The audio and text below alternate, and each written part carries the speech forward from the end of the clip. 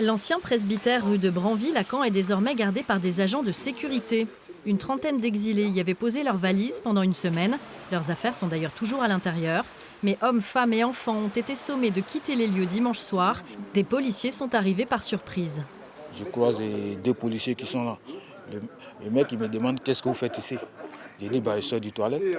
Mais ici c'est la maison de Dieu. J'ai dit alors. Il dit qu'est-ce que vous croyez. Il dit moi je n'ai rien dit. Par contre l'autre il sort avec le taser aussi, il a arrêté comme ça avec le taser.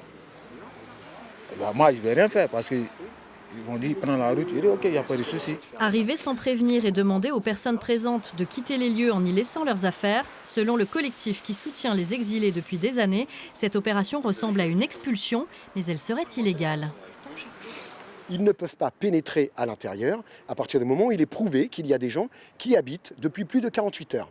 Et c'est en ce sens-là que c'est illégal. Il y a eu aussi de la violence auprès d'un exilé où la police a pris ses papiers, a fait de la rétention pendant quelques temps, finalement a rendu les papiers. Voilà, il y a eu une pression psychologique qui n'a pas lieu d'être. C'est une véritable injustice ce qui s'est passé. Le collectif envisage de porter l'affaire devant les tribunaux. Selon la préfecture, les policiers sont intervenus dimanche soir suite à l'appel d'un riverain soupçonnant un cambriolage.